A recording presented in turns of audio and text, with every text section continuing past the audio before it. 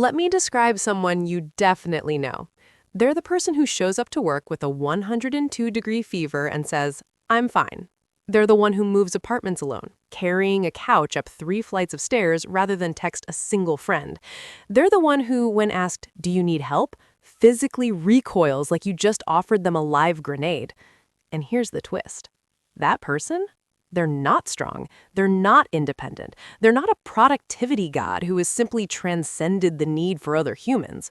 They're running a survival program that was installed in their brain before they were old enough to know what a survival program was. And there's a very good chance, if you clicked on this video, that person is you. Now, before you close this tab and go reorganize your entire apartment alone at 2 a.m. to prove a point, stay with me. Because what we're about to get into isn't just, you have trust issues, go to therapy. That's the shallow end. We're going to the deep end, the weird, neuroscience-backed, slightly uncomfortable deep end where the water's cold and the answers are actually useful. Here's what most psychology videos get wrong about this topic. They treat not asking for help like it's a quirk, a personality trait, a little badge of honor that some people wear. It's not. According to a 2025 study involving over 3,000 university students, 78% of people who exhibit hyper-independent behavior, that's the clinical term for I would rather combust than ask for directions, had experienced at least one significant trauma before the age of 18, compared to just 31% in the control group. That's not a personality trait. That's a wound wearing a productivity aesthetic. So where does it come from? Let's go back. Way back. Picture a kid, maybe 7, maybe 9 years old. They're upset. They go to a parent, a caregiver, someone who's supposed to be safe. And what happens? Maybe they get dismissed. Stop being dramatic. Maybe they get punished for showing weakness. Big kids don't cry.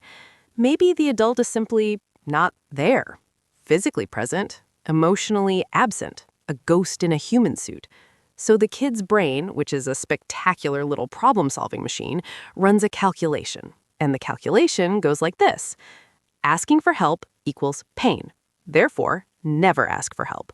Boom. Program installed, firewall activated. The brain's amygdala, your internal threat detector, gets rewired. It starts flagging vulnerability as danger. Not tigers, not fire. Vulnerability. The act of saying, "I need something," becomes neurologically indistinguishable from stepping into traffic. And here's the cruel part. This was smart. At age 7, in that environment, self-reliance was the correct adaptation. The brain did exactly what it was supposed to do. The problem is that the brain never got the memo that the environment changed. Fast forward to adulthood. That survival program has been running for 20, 30, maybe 40 years. And somewhere along the way, it stopped being a coping mechanism and became a personality. You're not someone who can't ask for help. You're someone who doesn't need to. You're capable. You're reliable. You're the one people come to. You're the rock. And that identity, it feels good. It feels like power. But here's what's actually happening underneath.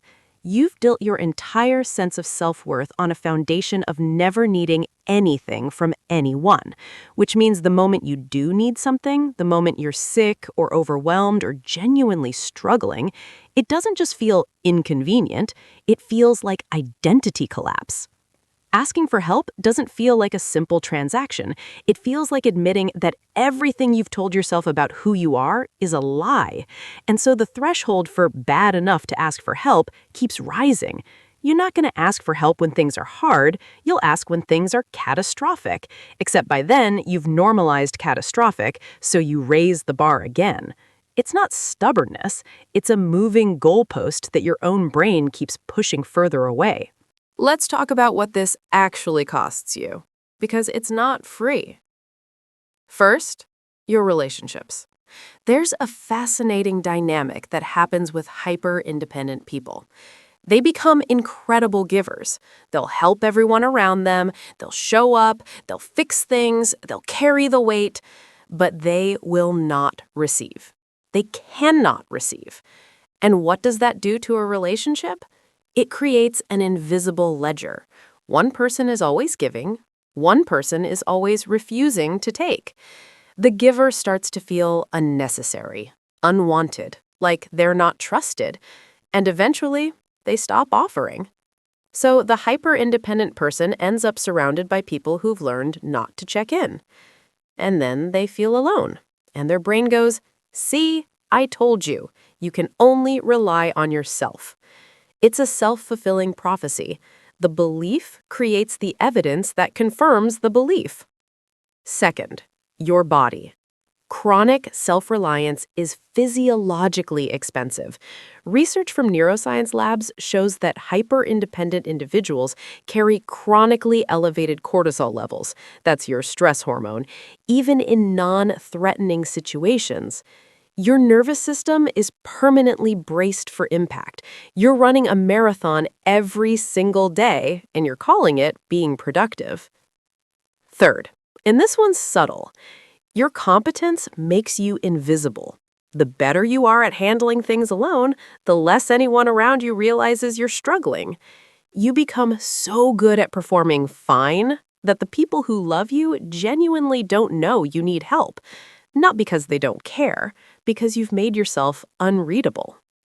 Here's where it gets genuinely fascinating. Your brain has a social reward circuit. When you're vulnerable, when you let someone in, it releases oxytocin, the bonding hormone.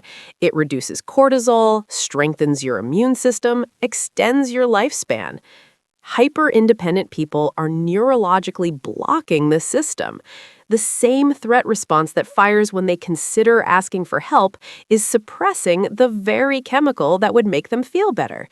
You're not just refusing help, you're refusing the neurological reward that comes with it. And there's more. Research found that people dramatically underestimate how willing others are to help. Participants predicted about 50% of strangers would say yes to a request. The actual number? Over 90%. We're walking around with a completely distorted map of human generosity and making life decisions based on it. So, what do you actually do with this? Insight alone won't fix it. You can listen to this, feel very seen, and then go home and refuse to ask your roommate to pass the salt. This isn't a knowledge problem. It's a nervous system problem. The brain doesn't update based on logic. It updates based on repeated experience. The path forward isn't a revelation, it's a practice. Psychologist John Bowlby called these internal working models, the operating system your brain uses to predict how relationships go. It can be updated, but not with a single patch, with consistent inputs that contradict the old data. That means small asks, embarrassingly small. Ask a colleague to proofread one email. Let a friend bring you soup. Text someone, "I'm having a hard week." Because each time you do it and survive, each time someone shows up, your amygdala gets a new data point. Oh, that was fine? Nobody left. And slowly, the threat map updates. Here's the thing nobody tells the hyper-independent person. The people who love you, they're not waiting for you to be perfect. They're not keeping score of your needs. They're not going to think less of you because you're human. They're just waiting for you to let them in. Self-reliance is a bridge. It got you here. It kept you safe when nothing else could. You should be proud of it. But a bridge is not a destination. You don't live on a bridge. The strongest thing you can do, the thing that actually takes courage, the thing that your nervous system will fight you on every single step of the way, is to let someone help you. Not because you're weak, because you're finally safe enough to be.